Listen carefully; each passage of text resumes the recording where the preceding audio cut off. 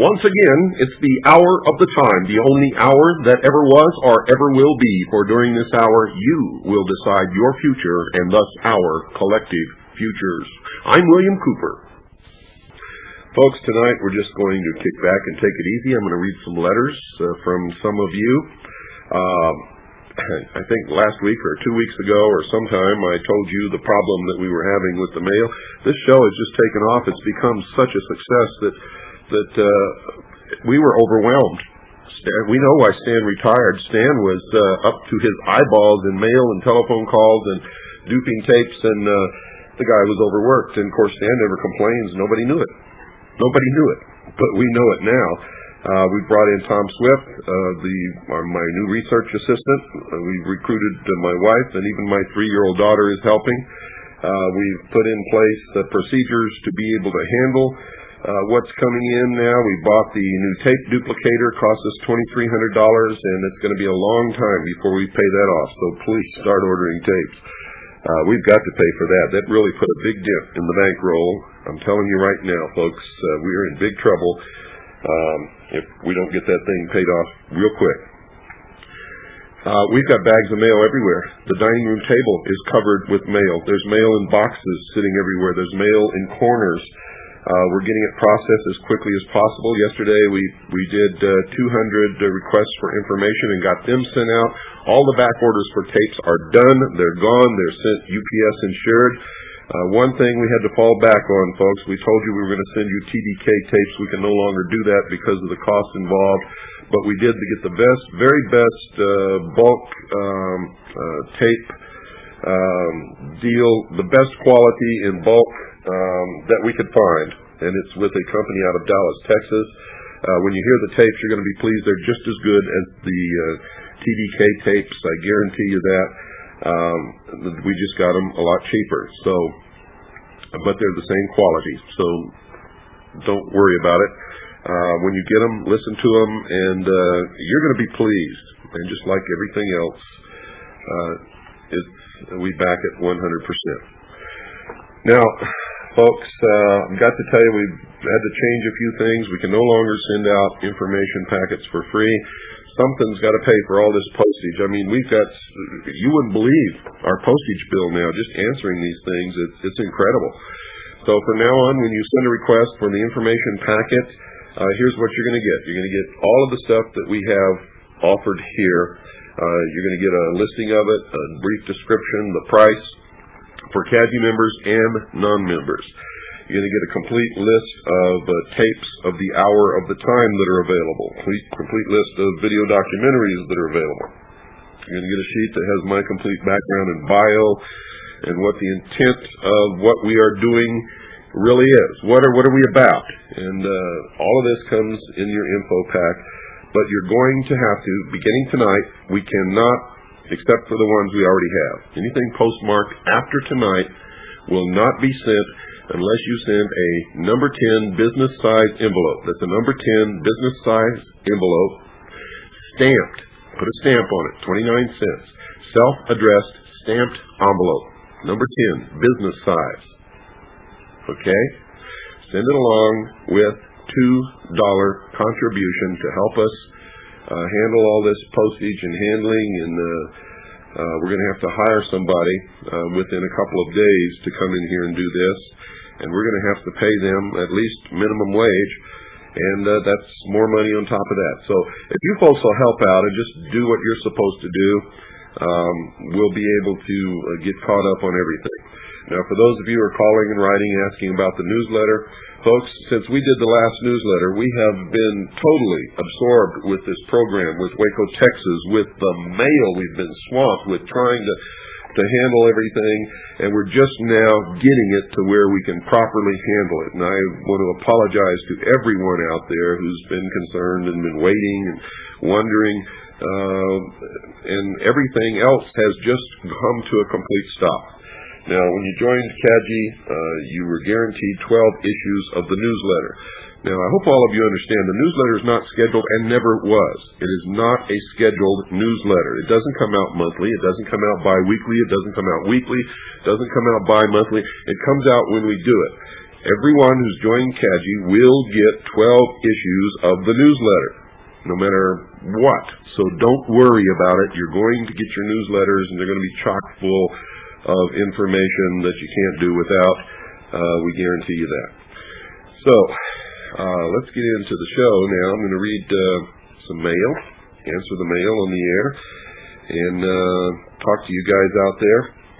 Wonderful people send us some wonderful things, wonderful postcards and letters and packets and packages full of information and documents and all kinds of things. Of course, most of the people who send information are CAGI members, some are not, but it doesn't matter. It's wonderful. It's working. Everything that we put in place is working. The only hang-up is here. We did not anticipate the popularity of this radio show, nor the tremendous response asking for information and all of these other things. So, if you'll bear with us, we're handling that on this end. You take care of your end, and everything's going to be okay.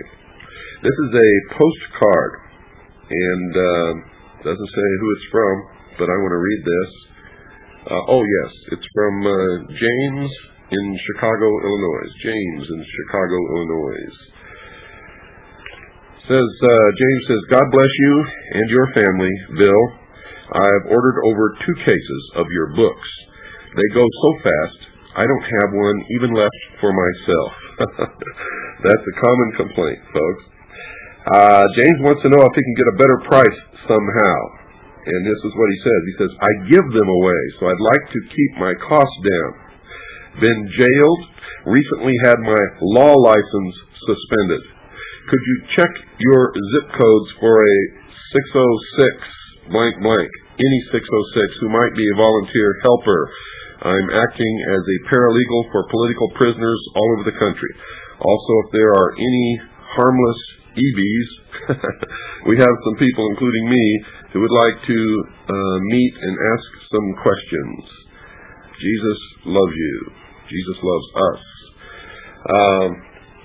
I don't know if there are any harmless EBs. I don't even know if there are any harmful EBs. I don't even know if there are any EBs, folks. You're asking the wrong person. I have done a lot of investigations. I've found there's no evidence existing on the face of this earth that extraterrestrials are real or that they have ever visited this earth. There's a lot of circumstantial stuff. There's a lot of history that can be interpreted in many different ways. One of the ways it could be interpreted is that ancient man somehow saw something come out of the sky and spoke to whoever was writing in it. It could also be a misinterpretation. But as far as proof that would stand up in a court of law or that anybody can point to and say, EBs exist, they've been here, they're good or they're bad or they're indifferent, it doesn't exist, folks. There just isn't any. James, I think it's admirable, and you are to be commended for acting as a paralegal for political prisoners all over this country. And of course, like me and like anyone else who steps upon this battlefield and enters the fray, you've been jailed, had your law license suspended, and you're still in the fight. That is to be commended. If I had a medal, I'd hang it around your neck and kiss you on both cheeks, my friend. We need more people like you instead of the vast herd of sheeple out there who are afraid of their shadow.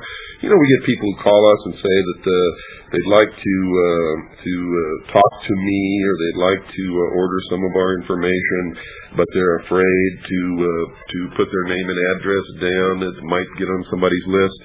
I got no time for you people. Don't even bother calling me. I don't want to hear you. I don't want to, nothing. You're paranoid. Go lock yourself in the closet. We'll do the fighting for you. If we lose, you're going to suffer. If we win, you're going to get the benefits. We sure could use your help out here, but unfortunately, you got to stand up and be counted. And if you're not willing to do that, then I don't want anything to do with you. I don't want to hear from you. I don't want to hear you call and tell me that you'd like to order something from us, but you're afraid your name's going to get on the list. For your information, folks, all of you out there, I want you to understand something. There's only one list, and if you're not one of them, you're on the list. You understand that? You're already on the list. Read my lips, as George Bush would say, New World Order. If you're not one of the controllers, if you're not one of the puppeteers, then you're one of the puppets. So get up off your butts, get out of your closet, stand up here on the battlefield with us, with me, with James, with all the other people who are fighting this battle, and put your ass on the line. If you can't do that, shut up, get out of the way, because we're fighting. And we don't need your impedance or even your input, to tell you the truth, if you're not going to stand up and be counted. It's too late for cowards. It's too late for paranoid freaks. It's too late for all of that stuff. We're losing everything that we care about, and it's because of people who are afraid to stand up and be counted. It's because of apathy. It's because of stupidity. It's because of ignorance. It's because of a lot of things.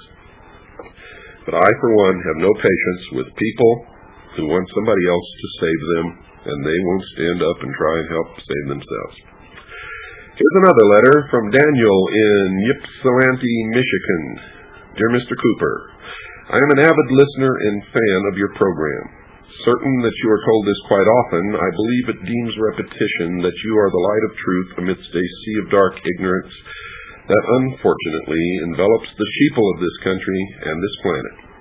I have only listened to a few of your programs, but what I have heard has often astounded me, sometimes more out of my former ignorance to the information presented than to the appalling facts themselves. The speech you gave in Philadelphia that aired on June the 21st was inspiring as much as it was chilling. Daniel, you got it wrong. It wasn't Philadelphia, it was Los Angeles. The speech was in Los Angeles, but that's okay. And he goes on to say, unfortunately, I did not tape this speech, though would like to share this type of information with my peers. Please send me the information packet about receiving books, program cassettes, and CAGI. Use my address as it appears at the top of this letter, and close this small donation to cover any postage expenses incurred as well as to aid the cause. Daniel, thank you very much for your donation. Believe me, every little bit helps around here, and you were very generous with your $20 donation, which is unusual to say the least, unless we ask for donation for airtime. We usually don't get things like that. So thank you. From the bottom of our hearts, you have done something to help with the problems here, and we really, really appreciate that. Your info packet is in the mail, my friend. It went out yesterday. Let's go to another one here. The next one is from looks like the City of Refuge, wherever that is. I just picked these out of a pile, folks. I don't know what's in them. I have not pre-read these letters. I just picked them out of a pile because I wanted them to be indicative of the normal mail that we get. This says, the missing piece of the puzzle. Let me see who this is. It says, City of Refuge, Pasadena, Texas. This is from Brother Thomas at the City of Refuge, Pasadena, Texas. This is a long letter, so I'm not going to read the whole letter. I just may read the first page. It's about 3, 4, 5, 6 pages long. Brother Thomas says, the missing piece of the puzzle. Dear Mr. Cooper, first of all, let me extend my thanks to you and yours for the courageous effort to awake the slumbering masses. You have been a voice of confirmation for many of us, a sounding trumpet of alarm for the sheeple. I did see all Israel scattered upon the mountains as sheep without a shepherd.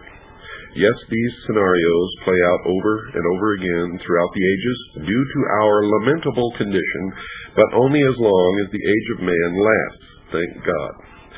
I know you don't claim to be a man of God, nor a prophet, but merely a student of truth. I appreciate your honesty. I appreciate your perspective, that is, from the viewpoint of the natural man. Yet I myself have a different view of things. I view events from the spiritual perspective, for I can say what many dare not say, I am a man of God, but merely a servant of the only God, the God of the Holy Bible. His name is the Lord Jesus. I also, like you, am an investigator and seek only the truth. Bear in mind, I have as my main source book the Holy Scriptures, yet I have conservatively 6,000 hours of reading and research into history, and much of what you have uncovered. Behold, I show you a mystery. That's from the Holy Scriptures. This one obscure verse in the Bible is the missing piece of your puzzle. This short essay will open your eyes, as you will soon see the evidence is irrefutable and the time is at hand. He talks about the abduction, reproductive aspect of this UFO thing. Gets a little bit into ufology here. Ufology. Don't want to insult any of the people who chase lights in the sky. The world is falling to pieces around our feet, and there's a whole mass of people out there chasing lights in the sky. Okay, I can't go through the whole 6 pages of this, but what he does is connect the UFOs, extraterrestrials, abductions with the Bible, and let me see if I can read the last couple of paragraphs and see if we can get some kind of meaning out of here. This is the last 2 paragraphs. Are you starting to see how these fallen ones have a plan for mankind? But I can tell you, Brother Bill, to fear not, because my God knows all about any devious plan that they would possibly hatch, no pun intended. And it shall all come to naught, as you can see in Daniel chapter 2, verse 45. Their kingdom will most assuredly be smashed. You see, don't stop sounding the alarm, but it is already written and forever settled in heaven. And, oh, Brother Thomas, I have to tell you that's where you're wrong. The Lord Jesus is almighty and all-knowing and all-powerful. He shall prevail shortly, and I'm glad he had room for me in his kingdom. I would be remiss if I didn't mention to you and your loved ones that there is room for many more, but God leaves this critical choice up to one's will. He spared a fool like me, but I tell you the door is crashing closed at this time, and shall soon be too late for most, and also unnecessary. But so be it. God knows what he is doing. Signed, Brother Thomas, City Refuge, Pasadena, Texas. Brother Thomas, I have to disagree with you. You see, I'm one of these people who believe, and I believe that it's also substantiated in the books of the Bible, that man has a choice. That man has always had a choice, and that nothing has to be unless man, by his ignorance, his apathy, his failure to act, his failure to obey the laws of God, bring it to be. You see, if that's not true, if man does not have a free will to make a choice between good and between evil, then we have all been the victim of a cruel, cruel joke. For if from the beginning of time everything was fated and all laid out, and there's nothing that we can do to change it, and only a certain number will be accepted to rise up into heaven and sit with Jesus at the right hand of God, then we have been the butt of one of the cruelest, most terrible jokes that has ever manifested. And I, for one, cannot buy into that. I do not buy this stuff that everything is fated. I do not buy that the New World Order has to come into being. We all have to be persecuted, and millions of Christians have to suffer and have their heads chopped off, and millions of Jews have to be executed, and millions of the followers of the Prophet Muhammad have to be destroyed so that we can be with Jesus. For that is one method that the secret societies and the New World Order uses to completely neutralize billions of people. These people who believe those things will not fight against the New World Order, and that is what will ensure that the New World Order comes, and that is what will ensure that those people are persecuted and suffer. You see, I will stand on this battlefield until I am dead. And I will fight, even afterward, in my spiritual life, against what I know to be wrong. And I believe that there are millions of people out there listening to this broadcast who are going to be terribly disappointed when they find that their actions are not approved of, are not right, will not be accepted by God. You see, we're here to make a choice, and the reason I played the song at the beginning of this program is because it has a message. You must serve someone. You must serve someone. Serve God, serve the devil, serve man, serve your family. You must make a choice, and you must serve someone. Make your choice. If you're going to serve God, you better get out here on the battlefield with me. And if you think you're going to be raptured to escape all of this, I'm going to hate having to listen to your cries of anguish and your pain when you discover that you're going to suffer right along with the rest of us. Why people fall for all these scams, I don't know. Why would you believe such a thing, that everything is fated, there's nothing we can do? Then when we're born, why don't we just lay down and let it pass? I mean, if there's nothing we can do, why do we care? Why should we strive? Why should we even bother to be good? If you were picked at the beginning of time to go to heaven, you're going to go to heaven, no matter what you do. It's all been fated. If you were picked to suffer, you're going to suffer. There's nothing you can do to keep from it. Come on, sheeple, wake up. Your preachers are preaching you into chains. Into chains. And for those of you who are identity and think that your race is the only race that's going to be saved or going to be heaven, are going to be accepted by Jesus or God or Muhammad or Buddha or whatever church you belong to, if you're a Christian, I need only say one thing. Quote, "Whomsoever believeth in me shall have everlasting life," unquote. Didn't say anything about color, didn't say anything about race, didn't say anything about what country you live in at all. You're all falling for the scams, you're falling into the trap, you're dividing yourselves.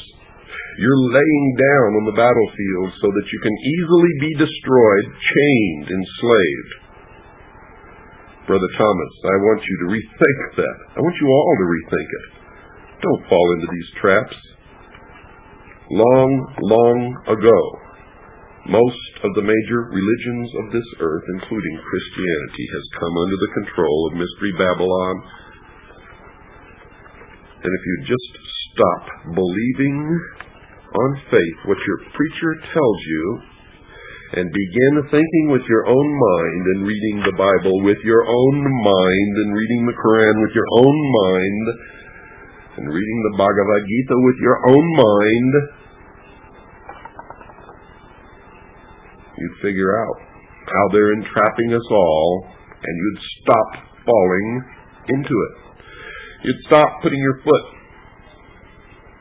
on the spring. You would quit listening to these Trojan horses, these traitors, these people who are all preaching the wrong message to all of us. It's time to take a break, folks. Don't go away. I'll be right back after this very short pause. This letter's from Edward in Canada. That's all I'm going to say. I don't want to embarrass anybody by identifying them too much. Edward in Canada. Hello, William. I am sending you this letter from Canada. I just thought I would drop you a line and tell you I received your show of a signal clarity of 60 to 70% on WWCR. I found your programs very interesting and am especially interested in the mystery schools. I recently found a paragraph written in a book making reference to the influence on the upper ranks of the Royal Canadian Military Police counterintelligence, and regular police trades by Freemasonry. Senior officers and future politicians are members of Masonic lodges in order to control lower police ranks, and it would seem citizens under their control. I am an avid reader, military reservist, security guard, a high school graduate with a course in computer programming. I have knowledge of many subjects and search out obscure facts in these subject areas. I understand you have some reservations about Tom Valentine, Radio Free America. Although I listen to his show, and it is also informative, I find that Tom puts too much faith in politicians and the political process, and he also seems to lack fundamental knowledge in some of the subject areas he covers. In closing, I would like to say I like your show, and if you require any information on Canada, etc., please send a request to Edward in Canada. Thank you, Edward. Those are nice words, and yes, you're finding out about Freemasonry, what we found out and have been disclosing on the hour of the time for a long time. As far as Tom Valentine, I have no reservations about Tom Valentine whatsoever. You see, I've done my research. I know who he is and what he's about. I listen to his show when he has good, credible guests, and I listen to the guests, not Tom Valentine. I have told you all. Listen to everyone. Read everything. Believe nothing until you've checked it out in your own research. The only reason I did the shows that I did, folks, is because all of you out there were believing that this man didn't have any hidden agendas, that this man was a Christian, a religious person just like yourselves. And when he said that I am not credible, he said it many different times over the last few years, and if you've listened to his show, you know that.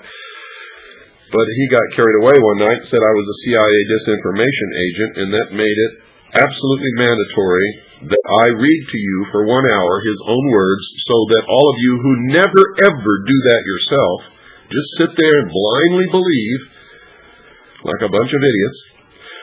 I read to you his own words for 1 solid hour so that you could more intelligently judge whether or not I am a CIA disinformation agent. That's the only reason I did it.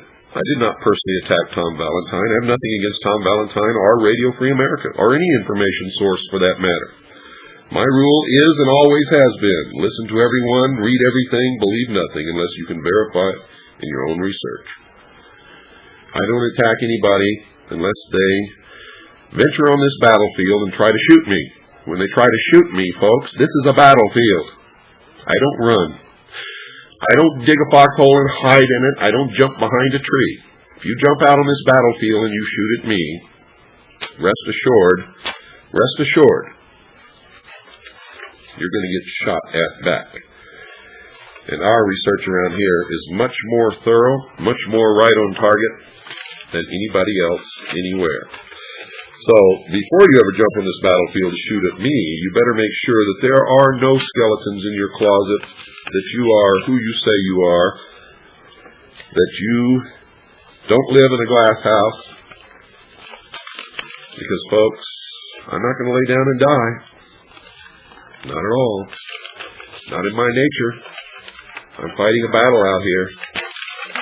And it's a battle for the forces of good. If you want to fight on the other side, you are going to be a casualty in this war because I am not going to be. Period. This is from Michael in Salisbury, North Carolina. Dear Mr. Cooper, I thoroughly enjoyed your discussion on Charlotte's WRFX last Sunday and have ordered your book through a local bookstore. As an engineer with a strong background in physics and math, I have been trying for years to figure out what propels UFOs. I'm guessing that the craft is surrounded by some sort of high-frequency electrical magnetic field that cancels gravity inside the field. If a magnetic pole of the same polarity as one inside the craft were generated external to the craft, then the propulsion could be explained by magnetic repulsion. The colorful glowing often associated with these objects might then be simply explained by ionization of the air in the vicinity of the craft. Of course, this hypothesis could be totally wrong, but if it is, then there must be some powerful physics principle known only to a few. Michael, that's what I've been trying to tell you for a long time. He goes on to say, I find it difficult to believe that with all the non-government research going on in electronics and physics that a new type of propulsion system could be discovered and still be kept secret. Well, you're wrong, Michael. It not only can, it has happened, and it happens all the time. You see, if it's in the interest of national security, they can classify your patents, they can confiscate your laboratory, all your equipment, and even you. Even you. It's the law. And all you got to do is go research it, and you'll find that that's true. That's what happened to T. Townsend Brown. One day he was sitting in his laboratory working on this electromagnetic principle that produced an effect of propulsion, and the next thing you know, he was wearing a naval uniform and could never talk about what he had done for the rest of his life. His patents disappeared, except for one. You can find one of his patents that they overlooked or didn't care enough about, didn't think it was dangerous. And, yes, this happens all the time, folks. It certainly does. Anyway, Michael goes on to say, after all, some optimistic physicists are predicting that we will have a theory of everything by the end of this century. I would appreciate your comments about the methods of propulsions of UFOs. Actually, Michael, I did 2 shows on that, and either you missed them or you don't have a shortwave radio, but you can order the tapes. We've sent your information packet, so you'll see them listed with the tapes of the hour of the time. Continuing, generation of these fields takes energy. Nuclear is a good candidate, since if gravity is nullified inside the field, then the heavy shielding needed to protect the operator is no barrier to propulsion. But in the incident involving Betty Cash on 12/28/80 outside Houston, all 3 observers of a UFO received what appeared to be radiation burns. Wouldn't the pilots of the 23 helicopters who escorted the craft been exposed to similar radiation? Michael, you're asking the wrong person. I wasn't there, don't know anything about the craft, don't know which direction or the radiation radiates. I don't know the strength of the radiation. I don't know any of that stuff. You need to ask the people who were involved in piloting the craft or flying the helicopters. And, of course, we all know that they're not going to tell you anything, don't they? Don't we? He goes on to say, you mentioned that Germany was developing some kind of UFO during World War II. I have seen references to Foo Fighters, and I'm curious if there was a connection. Yes, there was a connection. Foo Fighter was one of Germany's top secret weapons. They weren't developing some kind of UFO. UFO means unidentified flying object. The Germans who were working on that thing knew exactly what it was. It was not unidentified. It was definitely a flying object. The Foo Fighters, we have come to find out, were a very simple propulsion device, used well, I won't go into that because it takes too long. You can look it up yourself. It's all in the public domain now, but what they would do was fly close to our bombers when they were in formation, and they put out an electromagnetic field which interfered with the electronics on board our Allied aircraft, and literally put them out of commission. They could not continue with the bombing run. Their engines would shut down, their communications would fail, all kinds of strange things would happen. And yes, it was German. A connection. You said that black helicopters accompany the craft in Area 51. In a recent sightings episode about a UFO incident in West Carleton, Ontario, Diane Labinik said that she had seen black helicopters with dark-tinted windows in the vicinity of the incident. Is there a connection, say, between U.S. and Canadian research? Absolutely. Absolutely. Avro is the connection. We believe that the first flying saucers developed in the Western Hemisphere were actually developed in Western Canada in an entire city built by Avro for that purpose, just like the Manhattan Project. The first modern sighting of UFOs, and I say modern sighting because everybody talks about these things that are supposedly happened back in ancient history, that they believe are sightings of UFOs, may not have been, nobody really knows. If these things are time machines, that would explain everything. And believe me, you should start looking at that, folks, because what a concept. What a concept. If we in this time are some human beings on this earth, at some future date, built a time machine, flying disc, that could go back in time in order to re-engineer our own future. That boggles the mind, doesn't it? I'll tell you something, I'll bet that's close. I'll bet that's very close, if not right on the truth. But everybody's going to say I'm wacko for even mentioning that. Now, let me tell you something. I'm not espousing it. I don't know if it's true or not. I do know that humans have built and flown what the public calls flying saucers, disc-shaped flying craft that are, more often than not, called UFOs simply because no one will admit to owning or operating them. Therefore, they remain at large unidentified. Okay, Michael goes on to say, let's say that there is a super-secret U.S. project that actually flies disc-shaped craft. How do we then explain worldwide sightings over populated areas? Michael, I'm not even going to address that. I mean, if you can't figure that out, for yourself, how do you explain worldwide sightings over populated areas? It's simple. If the things fly, somebody's flying them there. And I've already proven, I did 2 video documentaries, Project Red Light and Project Red Light 2. Project Red Light is no longer available, but Project Red Light 2 is. When you get your information packet, if you'd like to order that film, I have already proven that these things exist. They fly. They're being operated by agencies, secret agencies of the United States government in the desert in Nevada. It's no mystery anymore. UFOs are real. Flying discs are real. These craft that do things that are not supposed to be able to be done in the air, according to our laws of physics, are real, and they really do these things. I have filmed them. I have put them into a documentary. You too can go out there after viewing this documentary and stand where I stood and watch them for yourself.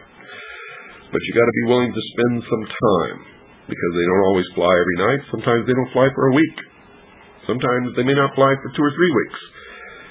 It's a crapshoot every time you go. But if you're willing to go and spend some time, over a period of time, you're going to see these things fly as millions of other people already have. So, don't ask questions like this. Let's say that there's a super secret U.S. project that actually flies disc-shaped craft. That's the answer to your question. How do we then explain worldwide sightings over populated areas? Simple. Somebody gets in it, or it's remote controlled, it lifts off the ground, it goes to a populated area in Brazil and flies over it. He says that I realize you must be extremely busy, but if you can find the time, I would appreciate it if you could shed any light on my questions. Thanks. I hope I have shed some light on your questions, Michael. And I hope in the future you'll be able to answer some of them yourself, because most of the questions that we get around here, folks, if you would apply some common sense to the question, you could answer it yourself with no problem. But we will continue to answer as many as we get. It's in the information packets. I will read letters on the air when I feel that it's time to do that, and I think it is now. A lot of you have been waiting for an answer for a long time, and we sure are sorry about that, but I'll tell you, after about another week, that won't happen again, because we're almost, we got everything going well, so that's not going to be a problem too much longer. I want to read this letter because this is really far out, and I'm not even going to identify the person. This person will know. I will tell you it's from Brownsville, Texas, and that's all. Dear Mr. Cooper, respect to you, sir, for talking to people throughout the country about the New World Order. People should know about what is going on within the system, or should they? I have attended some of your lectures, and the only problem I see is that there is a lot of negative vibes. What about all the positive things about UFOs and their plans? You see, folks, where's this person coming from? UFOs and their plans. He says, I understand that there are very negative forces out there, but shouldn't we be concerned on the good side of things instead of the bad? How does he understand there are very negative forces out there? I mean, mister, please, I know you're listening. I know you listen all the time. Send me proof that anybody's out there or that they've ever come here, and then we can talk about whether they're negative or whether they're good. But this is bullshit. Total, complete bullshit. And I want you to know it. I'm not trying to insult you or make you feel bad. I know that you will probably feel bad, but somebody has got to set you straight. I'm going to continue with your letter. You and everyone else involved could tell the whole world about what is happening, and I can promise you that no one is going to stand up. There is too much at risk for the ordinary person to stand up against the New World Order.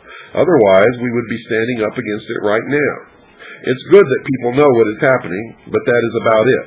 People are not going to risk their jobs just to inform the world about the New World Order. Maybe some researchers would risk their careers, but then again, that is what a researcher does. Once everyone knows about the truth, then what? Do you think people are going to riot? I hope not. He says, I think not. The LA riots taught everyone a lesson. Even the rioters themselves suffered from the riots. No, I don't want everybody to riot. I don't want anybody to riot. There's so much misunderstanding and blind belief in things that I don't even know why I bother. He says you might want to try to concentrate on the more positive things about UFOs and the planet, because the more you focus on the negative side of things, the harder the suffering is going to be for the ordinary person. Not knowing that you are a slave is one thing, but knowing that you are a slave makes it 10 times worse. I'll tell you what, I can't read any more of this. This letter is going in the trash can. Sorry to hurt your feelings, but this is bullshit. It's going where bullshit belongs, in the trash. Not knowing you're a slave is one thing, but knowing makes it 10 times worse. Oh, God. Dear Lord, please save me from these people like that.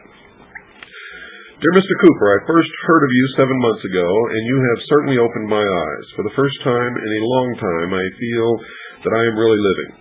I have never been politically active, never cared about world events, and have always generally accepted conventional information services as being reasonably accurate and keeping the country's best interest at heart.